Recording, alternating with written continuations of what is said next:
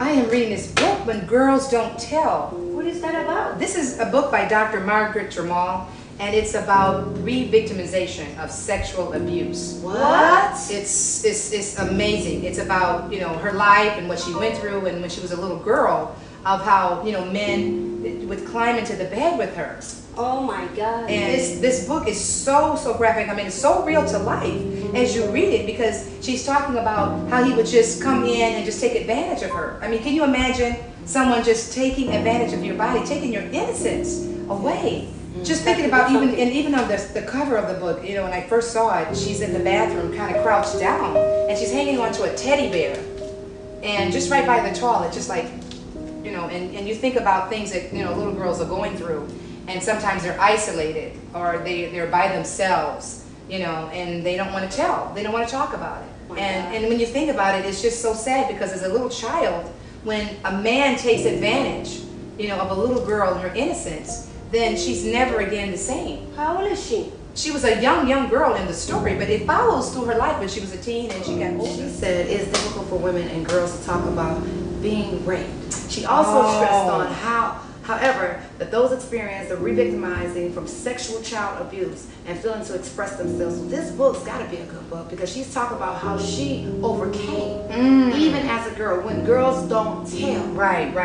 When girls don't tell. Rape is one thing when you get raped one time, but then think about re-victimization. Oh my God. And a lot of girls, and even boys, but a lot of girls will get victimized again and again. Anytime that guy wants to just take advantage of you, he feels like he has a license. I mean, look at the titles of the book. Snake in a project. From the project to the pit. My identity crisis. Windy City School Days. The Fly Paper Factor. Recovering of the sight to the blind. I mean, just the titles alone. Yeah, it's a good book. It's a good book. It is really good. And the part that really, one of the parts that really got to me is when she was, the child was in her bed. And then the man came and got her. They were, the mother and father were in the bed. This guy that was sleeping and taking advantage of the little girl, he brought her into the bed and literally took advantage of her body, and the mother didn't wake up. You just imagine there's this child in the bed, and this man is taking advantage of this child.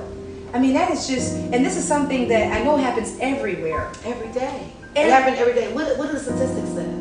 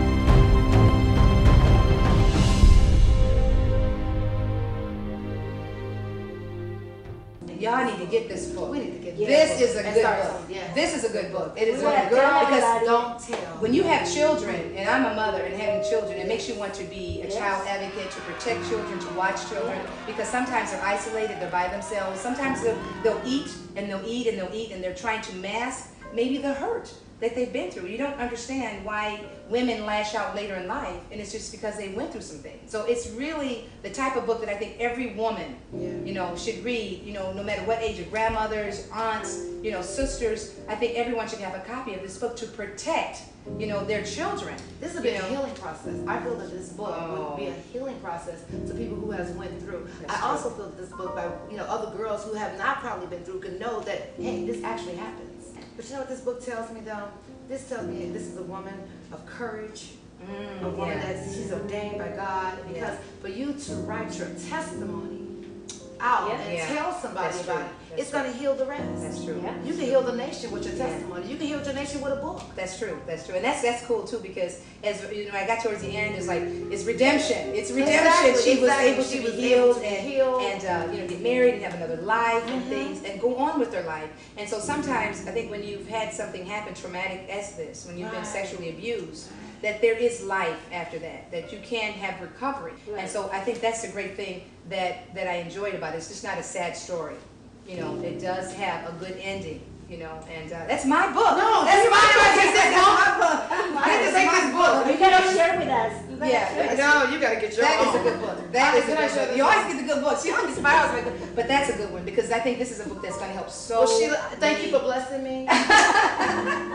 Bless your ministry. I'm going to take this book. It's a good book. You know, I have to share because it touched my life so much because right now, everywhere, you know, I look at children differently. I want to be able to help do what I can as far as helping women to recover from something like this.